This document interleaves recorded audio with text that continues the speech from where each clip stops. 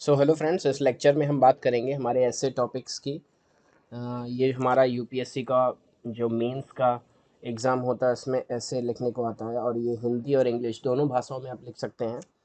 और टॉपिक कुछ ऐसे आते हैं, जैसे ये 2001 का पेपर था, और ये किरण कौशल बंसल साहब ने लिखा है, जिनका तीसरा रैंक था। तो वो कैसे अप्रोच कर रहे हैं इस ऐसे को, वो हम यहाँ पर देख रहे हैं।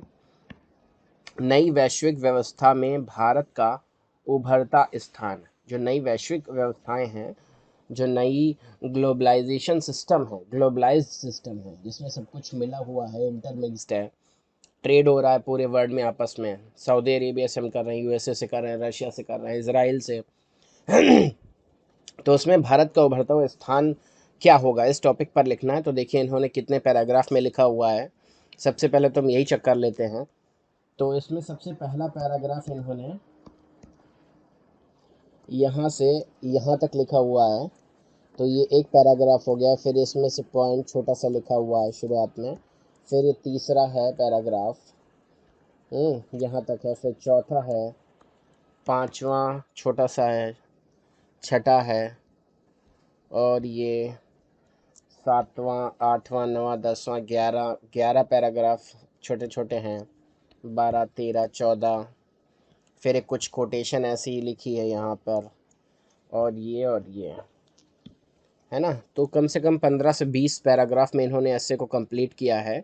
और अगर पेजेस आप गिने तो 1, 2 और 3, 4, और उसके बाद आ जाता है 5 और 6, 7 और 8, 9। मतलब लगभग अप्रॉक्सीमेटली 9 से 11 पन्नों तक का हमें ऐसे लिखना चाहिए। ये इसका मतलब बनता है। ऐसे को जो कवर करें हम, 9 से 11 पेजेस में कवर करें। 10 पेजेस तक में ऐसे आपका अच्छा किया जा सकता है। इसमें 2 से 3, 4 कोटेशन अच्छी अच्छी लिख सकते हैं। जैसे महात्मा गांधी की कोट्स हो सकती हैं, या हमारे सोशोलॉजी के जो थिंकर्स होते हैं उनकी हम कोट लिख सकते हैं। ठीक है ना। तो चलिए हम इसको पढ़ना स्टार्ट करते हैं, इसको एनालिसिस करते हैं कि उन्होंने कैसे क्या लिखा हुआ है। 20वीं सदी 20वीं सदी उथल पुथल की सदी रही है, ठीक है ना, जिसने दो विश्व युद्धों सहित अनेक भूचालों, वर्ड देखिए यहाँ पे इन्होंने भूचाल शब्द का उपयोग किया, भूचालों का। ये हिंदी का हम ऐसे पढ़ रहे हैं, और इंग्लिश के ऐसे भी इसी प्लेलिस्ट में है, आप देख सकते हैं। जिसने दो विश्व युद्धों को सहित विश्व युद्धों सहित अनेक भूचालों को अपने भीतर समेटा है, तथा अनेक आश्चर्यजनक और अकल्पित परिवर्तनों को महसूस किया है। 21वीं सदी की भोर में सूचना क्रांति और भूमंडलीकरण के रथ पर बैठी आज दुनिया और भी तेज परिवर्तनों के लिए काल के गाल पर अपना नाम अंकित करेगी। ठीक है ना। तो यहाँ पे इन्होंने आईटी इंडस्ट्री की बात की है, विश्व भूमंडलीकरण मतलब ग्लोबलाइजेशन की बात रखी है। ठीक है, रथ पर बैठी आज की दुनिया, है ना। तो इस तरीके से पर्सोनिफाइड कर सकते हैं हम सेंटेंस को, कि रथ पर बैठी आज की दुनिया और भी तेज परिवर्तनों के लिए काल की गाल पर अपना नाम अंकित करेगी। आज विश्व का प्रत्येक क्षेत्र परिवर्तन से अछूता नहीं रह गया है। विश्व का प्रत्येक क्षेत्र परिवर्तन से अछूता नहीं रह गया है। विगत विगत शताब्दियों में जो लोग और जो क्षेत्र और जो देश वैश्विक महत्व नहीं रखते थे, उनका वजन यकायक बढ़ने लगा है ना। विगत शताब्दियों में जो लोग क्षेत्र या जो देश वैश्विक महत्व नहीं रखते थे, उनका वजन यकायक बढ़ने लगा। इसका मतलब है जैसे सऊदी अरेबिया में या यूएई में, या जो ये अरब कंट्रीज जितनी हैं, उनमें जैसे ही पेट्रोलियम की खोज हुई कि यहाँ पर तेल के कुएं हैं, है ना, ऐसा खोज हुई, तो उनकी महत्व और उनका इम्पोर्टेंस पूरे वर्ल्ड के लिए बढ़ गया। देखिए अब ये इसराइल और ये फ़लस्तीन और इन सभी का केसेस है। तो इसराइल में तो अपना धर्म के प्रति वो अपना क्षेत्र स्थापित करना चाहते हैं, लेकिन वो एक सीरिया है जो क्षेत्र, वहाँ पर ये पेट्रोलियम से रिलेटेड उसको डोमिनेट करने के लिए युद्ध चलते रहते हैं। तो ये सब चीज़ें, उनका इम्पोर्टेंस आज बढ़ गया है। पूर्व आज पश्चिम के दम्भ को तोड़ने को आमादा है। मतलब जो ईस्ट कंट्रीज़ हैं, है ना, जैसे हमारा इंडोनेशिया है या फिर चाइना है, मेन चाइना कहेंगे हम इसमें, इंडिया है, और मुख्य बांग्लादेश का बहुत इम्पोर्टेंस है क्योंकि उसमें ट्रेड बहुत अच्छा हुआ है। तो पूर्व आज पश्चिम के दंभ को तोड़ने को आमादा है, आत्मविश्वास से लबालब है ना। तो ये ही वर्ड जिस तरीके से यहाँ पर यूज़ हुए हैं, उन्हीं तरीके के समतुल्य वर्ड आपको इंग्लिश में भी यूज़ करने पड़ेंगे, है ना। ये मेरा एनालिसिस कहता है। तो वहीं पश्चिम की ओर बौखलाहट साफ दिखाई देती है। ये संकेत हैं वैश्विक व्यवस्था में हो रहे परिवर्तन के, है ना। तो इसको हम वैश्विक व्यवस्था में जोड़ कर देखेंगे क्योंकि हमारे टॉपिक ही है कि ग्लोबलाइजेशन, नई वैश्विक व्यवस्था, जो न्यू ग्लोबलाइजेशन है, भारत में उभरता हुआ स्थान, उसको हम निर्दिष्ट कर रहे हैं कि भारत का उभरता हुआ स्थान कैसे है। भारत कहाँ आता है? ईस्ट कंट्रीज़ में आता है, तो वहाँ पे हमने ईस्ट से शुरुआत की है। ये संकेत अनेक प्रश्नों को जन्म देते हैं। वैश्विक व्यवस्था में किस प्रकार के बदलाव हो रहे हैं, ठीक है ना। वैश्विक व्यवस्था में किस प्रकार के बदलाव हो रहे हैं, व्यवस्था क्यों बदल रही है, बदली व्यवस्था में वेदों और सनातन संस्कृति की भूमि भारत की स्थिति कहाँ होगी, क्या हमारी आगामी पीढ़ियाँ गौरवपूर्ण उभार की प्रत्यक्षदर्शी बनेंगी, यदि हाँ तो इस उभार की दिशा और दशा क्या होगी, इसके लिए किस प्रकार के प्रयास अवश्यंभावी होंगे, उभार की कीमत चुकाएगा कौन, है ना। तो इस तरीके से उन्होंने कुछ क्वेश्चन के तरीके से पहले पैराग्राफ को लिखा है और वहाँ पर भारत की स्थिति को स्पष्ट किया है कि क्या भारत इतना उभर पाएगा या उसके लिए क्या चीज़ें होंगी, क्या चुनौतियाँ होंगी, है ना। ये पहले पैराग्राफ में एक तरीके का इंट्रोडक्शन का समा बांधा गया है लेखक के द्वारा, जो हमारे टॉपर हैं। उसके बाद देखते हैं नई वैश्विक व्यवस्था में भारत के उभार का सही चित्र उकेरने के लिए इन प्रश्नों पर विचार मंथन करना आवश्यक प्रतीत होता है। तो नई वैश्विक व्यवस्था में भारत के उभार का सही चित्र उकेरने के लिए इन प्रश्नों पर विचार मंथन करना आवश्यक प्रतीत होता है कि इन प्रश्नों पर हम विचार करें कि कैसे होगा ये सब चीज़ें। फिर आज का विश्व उत्तर शीत युद्ध का विश्व है जिसमें एक ध्रुवीयता प्रभावी दिखाई पड़ती है। तो ये एक हम फैक्ट देखेंगे, ये हम वर्ल्ड हिस्ट्री में देख सकते हैं। अगर हमने वर्ल्ड हिस्ट्री में पोस्ट कोल्ड वॉर सिचुएशन या चैलेंजेस पढ़े होंगे, तब हम उसको यहाँ पर अपने दिमाग में बैकग्राउंड में रख के इसको यहाँ पे लिख सकते हैं। किंतु इनके नेपथ्य में बहुध्रुवीयता, मतलब मल्टीपोलराइजेशन जिसे कहते हैं हम, है ना, उसको आप हिंदी में क्या कहेंगे? बहुध्रुवीयता, मल्टीपोलराइजेशन, है ना। पहले था बाइपोलराइजेशन था कि एक तरफ अमेरिका और ब्रिटेन के देश थे एक साथ गुट बना के, और रशिया और इधर था, तो ये बाइपोलराइजेशन था। लेकिन अब मल्टीपोलराइजेशन वर्ड हो गया है। हर देश अपने सॉवरेंटी को खोना नहीं चाहता है, वो अपने को सुपीरियर मानता है। आज अमेरिका के समक्ष भारत, चीन, यूरोपियन यूनियन जैसी नई शक्तियां लाभबंद या लामबंद हो रही हैं, ठीक है। सूचना प्रौद्योगिकी और मीडिया क्रांति के साथ आज हर क्षेत्रीय उथल पुथल का प्रभाव वैश्विक हुआ है। जहां आज लोकतंत्र की सर्वोत्तम शासन व्यवस्था के रूप में स्वीकार्यता बढ़ी है, वहीं म्यांमार जैसे कई देश सैन्य तानाशाही का शिकार है ना। तो जहाँ पर एक तरफ कई सारे देश लोकतंत्र के सर्वोत्तम शासन व्यवस्था के रूप में स्वीकार्यता बढ़ी है, लोकतंत्र मतलब डेमोक्रेसी बढ़ रही है, वहीं जैसे म्यांमार जैसे और ये हमारा अभी अफगानिस्तान में जो सिचुएशन हुई है, ऐसे भी देश हैं, ठीक है, जिनमें तानाशाही पनप रही है। आज आर्थिक पक्ष का महत्व बढ़ा है। आर्थिक पक्ष मतलब हम इकोनॉमिकल कितने स्ट्रांग हैं, हमारी इकोनॉमी कितनी स्ट्रांग है, हम प्रोडक्शन कितना कर पा रहे हैं, हम प्रोडक्शन वर्ल्ड की ट्रेडिंग में कितना कंट्रीब्यूट कर पा रहे हैं, इसका महत्व बढ़ा है। पर सभी के समझ लिया है कि नई वैश्विक व्यवस्था में हर देश की ताकत उसकी आर्थिक मजबूती ही तय करेगी। बात समझ रहे? जैसे चाइना कितना स्ट्रांग है उसके प्रोडक्शन और ट्रेड के मामले में, और ऐसी कोई चीज़ नहीं है जो चाइना में प्रोड्यूस ना हो रही हो, है ना। हर एक चीज़ में, सब्जी से लेकर दाल चावल, मटेरियल, कोई इंडस्ट्री हो, कोई नई टेक्नोलॉजी हो, लेटेस्ट से लेटेस्ट, उस वहाँ पर उस पर रिसर्च हो रहा है, उस पर काम हो रहा है, उस पर इन्वेस्टमेंट हो रहा है, इंफ्रास्ट्रक्चर में दी बेस्ट हो रहा है ना। तो इस तरीके का काम जो है आर्थिक मजबूती ही तय करेगी। यही कारण है कि सीमा विवाद कम हुए हैं तथा ऐतिहासिक शत्रुता का स्थान आर्थिक लाभकारी संबंधों ने लेना प्रारंभ कर दिया है। जहां पर पहले हिस्टोरिकल जो हमारा एनिमिटी थी कि हमारा ये क्षेत्र है, ये क्षेत्र, अब क्षेत्र पर ना होकर जो हमारा ट्रेड पर बेनिफिट है, मतलब सरप्लस बैलेंस जिसे कहते हैं, ट्रेड बैलेंस जिसे कहते हैं, उसको बनाने का लोगों में जद्दोजहद देशों में रहता है कि कोई व्यापार में घाटा ना उठा जाए।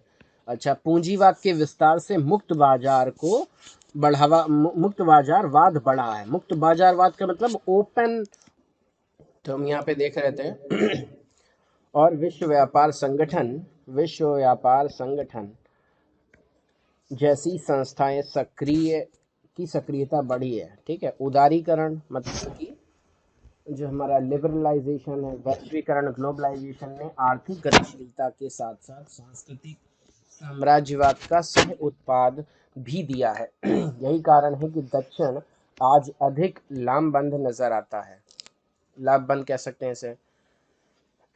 साथ ही नाफ्टा, मर्कोसुर जैसे क्षेत्रीय संगठन का महत्व बढ़ा है। तो आगे देखते हैं आज की वैश्विक व्यवस्था। इस्लामी आतंकवाद, ग्लोबल वार्मिंग जैसे जो क्या है, ये खतरों के समक्ष असहाय नजर आती है एवं नाभिकीय तकनीक के दुरुपयोग के दुष्स्वप्न से भयभीत है।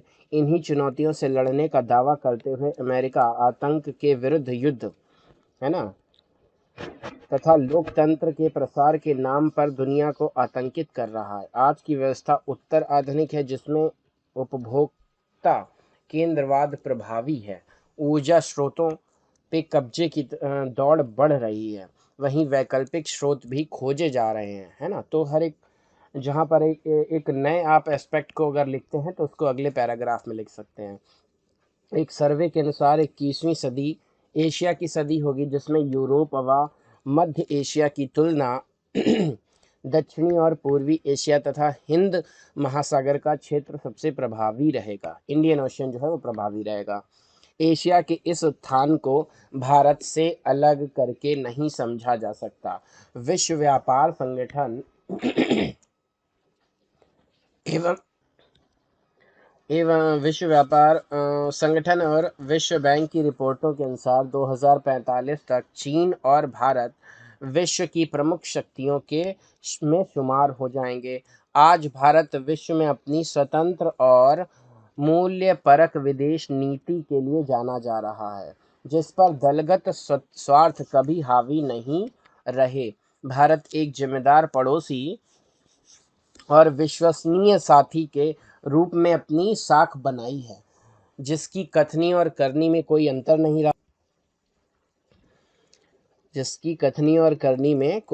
नहीं रहा है। यही कारण है कि आज भारत बहुध्रुवीय विश्व में दक्षिण के ताकतवर नेतृत्वकर्ताओं के रूप में उभरा है। बहुध्रुवीय विश्व में मतलब जो हम कहते हैं मल्टीपोलराइज्ड वर्ल्ड है, जो उसमें जो साउथ के ताकतवर इन्फ्लुएंशियल लीडरशिप में उभरा है तथा ब्राज़ील और दक्षिण अफ्रीका जैसे विकासशील देशों के साथ मिलकर हर वैश्विक मंच पर दक्षिण के हितों को बुलंद आवाज के साथ रख रहा है। चाहे वह WTO हो, वर्ल्ड ट्रेड ऑर्गेनाइजेशन हो, में कृषि सब्सिडी की कटौती का मुद्दा हो या फिर सुरक्षा परिवहन में सुधार का, गलत अमेरिकी नीतियों के विरोध का मुद्दा हो या अफ्रीकी देशों को समर्थन देने का। आज भारत विश्व का 16.7% जनसंख्या व जिम्मेदार राष्ट्र के नाते सुरक्षा परिषद की स्थायी सदस्यता प्राप्त करने के सभी मानकों को पूर्ण कर रहा है। ठीक है ना, सभी मानकों को पूर्ण कर रहा है। भारत में सुरक्षा परिषद की सदस्यता मिलनी निश्चित है। प्रश्न केवल समय का है कि कितना समय लगेगा और कौन देश हमें सपोर्ट करेगा और कौन नहीं। तो हमें UN में जो है सदस्यता मिल जाएगी। भारत की इस वैश्विक साख, है ना, की बुनियाद उसके सबसे बड़े प्रजातंत्र होने में निहित मानी जाती है। जा सकती है जहां भारत के निकट, तो यहाँ पे हमने डेमोक्रेसी की बात कर ली है ना, कि हमारे पास डेमोक्रेटिक कंट्री है, यही हमारी ताकत है। जहां भारत के निकट पड़ोसी राजनीतिक अस्थिरता व के कुचक्र में उलझे हुए हैं, वहीं भारत में प्रति 5 वर्षों में आम चुनावों परांत शांतिपूर्ण सत्ता परिवर्तन सामान्य बात है। इतना ही नहीं, हमने पंचायती राज व संवैधानिक दर्जा देकर प्रजातंत्र को हर ग्रामीण द्वार तक पहुंचा दिया है। मतलब कि सभी अपने में राजा हैं, हर क्षेत्र में, जिले में डीएम राजा है, हर क्षेत्र में पंचायत में ग्राम प्रधान राजा है। तो बहुत छोटे छोटे राजा हैं, तो अपने अपने क्षेत्र में कल्याण करते रहते हैं। अगर वो स्वार्थी ना हुए तो 80% मान लीजिए स्वार्थी भी हो गए, तब भी 20% काम करेंगे। तो हमारी जो एक व्यवस्था है बहुत ही लचीली और जन जन तक पहुंचने वाली है, ऐसा लेखक कहने का प्रयास कर रहा है। भारतीय जनमानस की रगों में रचे बसे लोकतंत्र मूल्य भारत के साथ जन्मे नव स्वाधीन देशों में विरले ही दिखाई पड़ते हैं। आज भारत ब्रह्मोस अग्नि 3, अब देखिए यहाँ पे टेक्नोलॉजी की हम बात करने लगे। पहले डेमोक्रेसी की बात की, अब इसरो से रिलेटेड हम टेक्नोलॉजिकल एडवांसमेंट की बात करने लगे कि अग्नि 3 जैसी हथियारों के साथ एशिया की प्रमुख सामरिक शक्ति के रूप में उभरा है। तो इसके बावजूद भी भारत ने शांतिपूर्ण परमाणु नीति अपनाई है एवं विश्व को प्रथम प्रयोग नहीं का आश्वासन दिया है। प्रथम प्रयोग नहीं मतलब कि नो फर्स्ट यूज पॉलिसी, है ना। तो इंग्लिश हिंदी में लिखना बड़ा ही अटपटा मुझे लगता है, लेकिन अगर प्रैक्टिस करते हैं तो आप उसके हैबिचुअल हो जाते हैं। लेकिन जो चीज़ें आप इंग्लिश में आप नॉर्मली सुनते हैं वो हिंदी में लिखना बड़ा मुश्किल होता है। जैसे कि ये है नो फर्स्ट यूज पॉलिसी, प्रथम प्रयोग नहीं का आश्वासन दिया है। यही कारण है कि भारत को परमाणु संपन्न देश का दर्जा ना होते हुए भी एक जिम्मेदार परमाणु राष्ट्र के रूप में स्वीकारा गया है। मतलब हम परमाणु संपन्न देश का दर्जा नहीं है ना, फिर भी हम जिम्मेदार परमाणु राष्ट्र हैं, क्योंकि हम अपनी नाभिकीय जो नाभिकीय हमारी जो टेक्नोलॉजी की एडवांसमेंट है, जो हम जानते हैं, उसको हम एनर्जी के प्रोडक्शन में यूज़ कर रहे हैं। ठीक है। अमेरिका के साथ प्रस्तावित नाभिकीय समझौतों इस वैश्विक स्वीकृति का ज्वलंत प्रमाण है। पाकिस्तान एवं चीन जैसे परंपरागत शत्रुओं ने भी भारत की बढ़ती शक्ति को स्वीकार कर लिया है तथा भारत के साथ बहुपक्षीय आदान प्रदान को आतुर हैं। वैश्विक ऊर्जा राजनीति में भारत एशियाई एनर्जी ग्रिड, तो यहाँ पे देखिए फैक्ट भी हम जोड़ते जा रहे हैं, और जहाँ पे नया फैक्ट और नया पर्सपेक्टिव जोड़ते हैं वहाँ पर एक नया पैराग्राफ ले लेते हैं, है ना। तो एशियाई एनर्जी ग्रिड के निर्माण की संभावना को मूर्तता प्रदान करने में अनिवार्य भूमिका रखता है। भारत G8, यहाँ पे देखिए बिल्कुल हिंदी लिखी गई है। अगर हिंदी लिख रहे हैं तो बिल्कुल हिंदी लिखें, अंग्रेजी लिख रहे हैं तो बिल्कुल अंग्रेजी लिखें। तो G8 मतलब इसे क्या कहेंगे हम, G8 कंट्रीज जो हैं सहित हर संगठन में शामिल हो रहा है। नई व्यवस्था में भारत का आर्थिक उभार भी हो रहा है। भारत की समृद्धि दर दहाई अंकों की ओर अग्रसर है। और क्या है, सूचना प्रौद्योगिकी के क्षेत्र में उभरती ताकत है, विश्व में प्रमुखतम बाजारों में शामिल हो चुका है। आज के उपभोक्ता केंद्रवादी आर्थिक व्यवस्था में भारतीय बाजार को नज़रअंदाज करने का साहस अमेरिका सहित किसी भी देश में नहीं है। उपभोक्ता केंद्रवादी मतलब आपका जहाँ पे मार्केट है, जहाँ पे उपभोग ज़्यादा हो रहा हो, है ना। कंजम्पशन बेस्ड इकोनॉमी है हमारी इकोनॉमी। क्या है, कंजम्पशन बेस्ड इकोनॉमी, कि जैसे ही कंजम्पशन बढ़ेगी हमारी इकोनॉमी भी बढ़ेगी। आज भारत अपने सूचना शिक्षा प्राप्त कुशल मानव संसाधन पर गौरवान्वित है। तो देखिए हमने ये नया एक पर्सपेक्टिव ले लिया कि जो हमारी आईटी इंडस्ट्री बूम कर रही है, और आईटी इंडस्ट्री जैसे कि टीसीएस हो गया, विप्रो हो गया, इन्फोसिस हो गया, ये सब जो देश में बेंगलोर में, साउथ में और लखनऊ नोएडा में कार्यरत हैं, इसके पर्सपेक्टिव पे हम बात कर रहे हैं। भारत के आईआईटी व आईआईएम वैश्विक साख रखने लगे हैं। वैश्विक साख, ग्लोबलाइजेशन हमारी ब्रांचेस हैं। ग्लोबलाइज्ड मतलब हमें विश्वसनीयता है। आज भारत अंतरिक्ष के क्षेत्र में व्यावसायिक उपग्रह प्रक्षेपण का शंखनाद कर चुका है। आज भारत अंतरिक्ष के क्षेत्र में व्यावसायिक उपग्रह प्रक्षेपण का शंखनाद कर चुका है, मतलब हम कॉमर्शियल सैटेलाइट लॉन्च कर रहे हैं। हमने स्वदेशी क्रायोजेनिक इंजन भी विकसित कर लिया है।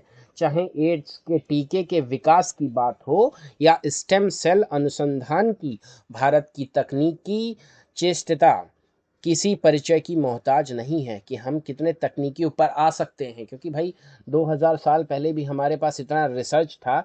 जिन्हें मुगलों ने जलाया तब वो 6 महीने तक तक्षशिला यूनिवर्सिटी जलती रही। उसमें उपन्यास नहीं थे, उसमें रिसर्च से बड़ी बड़ी पटी हुई किताबें थीं, जिनको मुगलों ने जला दिया क्योंकि वो घृणा करते थे, वो ईर्ष्या करते थे हमारे हमारे कल्चर से, हमारा कल्चर की संपन्नता से ईर्ष्या करते थे कि ये लोग इतने एडवांस कैसे हो सकते हैं, और ये अगर एडवांस हैं और ये इस पर घमंड करेंगे तो ये हमारे इस्लाम धर्म को नहीं अपनाएंगे।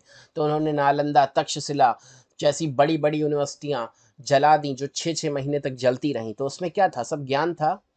और फिर हमारे ऋग्वेद, जितने भी वेद हैं, पुराण हैं, और उसमें सारी टेक्नोलॉजिकल एडवांसमेंट की बातें लिखी हुई हैं। पुष्पक विमान के बारे में है, और भी बहुत सारी चीज़ें थी। वो सारे ब्रिटिशर्स उठा के ले गए और उन पर रिसर्च कर करके वो नई नई चीज़ें लाते रहे 18वीं शताब्दी में, और अपने नाम पर वो पेटेंट करवाते रहे हैं। तो भारत में के लोग जो हैं वो इस जलवायु में इस तरीके से रहते हैं ना, कि उनका दिमाग इतना चलता ही है ना कि वो कुछ ना कुछ नई खोज करने के लिए आतुर रहते हैं। जो हमारी समस्याएं होती हैं वर्तमान की परिस्थितियों की, उसको सॉल्व करने के लिए कुछ ना कुछ नए अनबेले लगे ही रहते हैं, है ना। जैसे कि हमारे हमारे एपीजे अब्दुल कलाम साहब थे, तो उन्होंने स्पेस में ही इतना प्रोग्रेस करवाई हमारे इसरो को, कि आज देश को कितना फ़ायदा है। ठीक है, तो ITER प्रोजेक्ट में भागीदारी का अवसर मिला है। भारत का ये उभार केवल भौतिक क्षेत्र तक सीमित नहीं है, वरन आज के मूल्य विहीनता से भरे विश्व के समक्ष भारतीय संस्कृति की नैतिकता का आध्यात्म बड़ी मजबूती से खड़े नजर आते हैं। विवेकानंद ने कहा था, अब देखिए हमने एक स्कॉलर ले लिया, विवेकानंद जी ले लिए, जो सोशल रिफॉर्मर थे हमारे समाज के। तो विवेकानंद ने कहा था, भारत का वायुमंडल अहेयानिकता या आधुनिकता है, या अहेयानिकता है, कि तरंगों से ओतप्रेत है। आधुनिकता कह सकते हैं, ये आध्यात्मिकता होगा, है ना। भारत का वायुमंडल जो है वो आध्यात्मिकता की तरंगों से ओतप्रेत है। महर्षि महर्षि महेश योगी जैसे आध्यात्मिक गुरुओं के ने इस तथ्य को वैश्विक स्वीकृति दिलाई है। भूमंडलीय तापन जैसे खतरों से जूझते विश्व के सामने भारत अपने वसुधैव कुटुंबकम के मूल्यों की प्रासंगिकता सिद्ध करता प्रतीत होता है। विश्व विरासत पर्यावरणवादी अनर्नेस ने भी कहा है। तो एक और राइटर हम यहाँ पे देख रहे हैं, एक और थिंकर हैं, इकोलॉजिस्ट हैं, अनर्नेस ने भी कहा था कि इस दुनिया को केवल एक ही देश बचा सकता है। कौन बचा सकता है? एक ही रास्ता बचा सकता है, और वह है गांधी का रास्ता, है ना। गांधी का रास्ता बचा सकता है कि आप पंचायत के क्षेत्र, मतलब स्वायत्तता दें गांवों को, और जो है हत्या और हिंसा ना करें, ये सभी चीज़ें। किंतु इससे पहले कि हम आत्ममुग्ध हो उठें, सिक्के के दूसरे पहलू भी परखना जरूरी है। वैश्विक शक्ति बनने की ओर अग्रसर भारत आज भी गांधी जी के अंत्योदय और सर्वोदय से कोसों दूर खड़ा है। हम भी वैश्विक डिजिटल डिवाइड से अछूते नहीं हैं।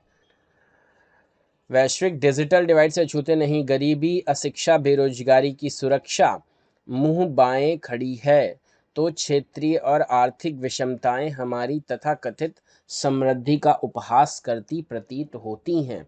हमारे जनमानस का एक बहुत बड़ा हिस्सा आज भी अपने अस्तित्व के लिए अस्तित्व के लिए संघर्षरत है तथा भारत के वैश्विक उभार के से अनभिज्ञ है कि हम वैश्विक इतना बड़ा कर रहे हैं उससे अनभिज्ञ है।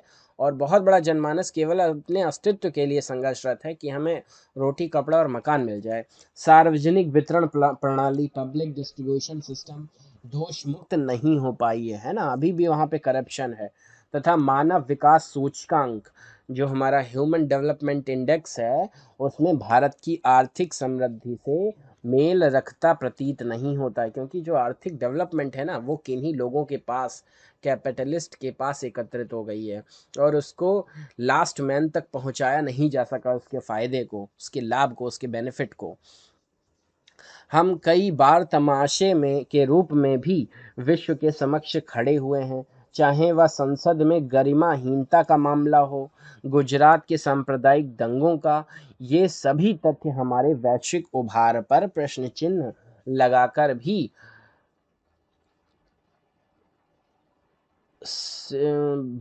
शिव खेड़ा के एक कथन की, शिव खेड़ा है ये शायद, शिव खेड़ा के एक कथन की ओर हमारा ध्यान बरबस ही आकृष्ट करते हैं। अब शिव खेड़ा की यहाँ पे इन्होंने जो बुक पढ़ी होगी उसका एक कोट दे दिया है। तो क्या है, चूहों की दौड़ में, चूहों की दौड़ में सबसे महत्वपूर्ण बात यह होती है कि जीतने वाला भी चूहा ही होता है ना। चूहों की अगर दौड़ है तो उसमें जीतने वाला भी चूहा ही होगा, ठीक है। कहीं हम चूहों की भांति अंधी दौड़ में शामिल तो नहीं हो गए हैं, ठीक है, ये प्रश्न अहम है। भारत की दौड़ में अंतिम भारतीय भी सहभागी बने, यह सुनिश्चित करना होगा। कुछ कमियां निश्चित रूप से हैं, बहुत कुछ किया जाना बाकी है, किंतु इसके साथ ही यह सत्य भी अरब है, यह सत्य भी है कि विगत अर्ध शताब्दी की स्वाधीनता में हमने बहुत कुछ दिखाया है। पूरी दुनिया आज भारत का लोहा मानने को तैयार है। समकालीन विश्व के साथ चलना समय की आवश्यकता है। जो हमारा कंटेम्परेरी वर्ड है उसके साथ चलना टाइम का नीड है। इस अटल सत्य को भारत ने स्वीकारा है। जिस तेजी के साथ दुनिया बदल रही है उसके साथ साथ चलने को भारत तैयार है ना। तथा बदलती दुनिया भी भारत के बढ़ते महत्व को स्वीकार करने को आतुर है। भारत का वैश्विक उभार आप आज का यथार्थ है, मतलब सत्य है। यह भारत के लिए संभव भी है और वांछनीय भी है, मतलब पॉसिबल भी है कि हम वैश्विक उभार पटल पर आएं, और ये ज़रूरी भी है।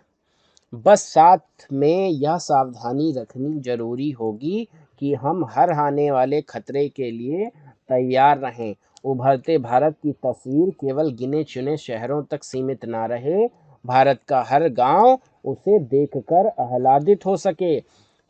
यद्यपि नई विश्व व्यवस्था में भारत का उभार निर्विवाद है, बस हम इस तरह ना उभरें कि अपनी जड़ों से कट जाएं। मतलब हमें कल्चरल जो है कनेक्टिविटी बनाए रखनी चाहिए। हमने अपनी संस्कृति, अपने रिलीजन, अपना जो बैकग्राउंड है, हिस्ट्री है, उसको हम उससे बंधे रहने चाहिए।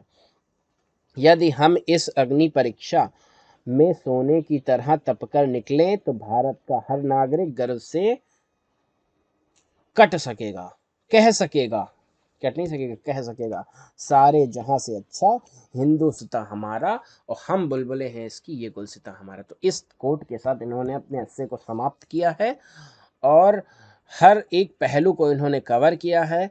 यहाँ पे देखिए इन्हें वेरी गुड भी मिला है। बस यही शैली बनाए रखना, ऐसा जो है दृष्टि के टीचर्स ने इनको शाबाशी दी है।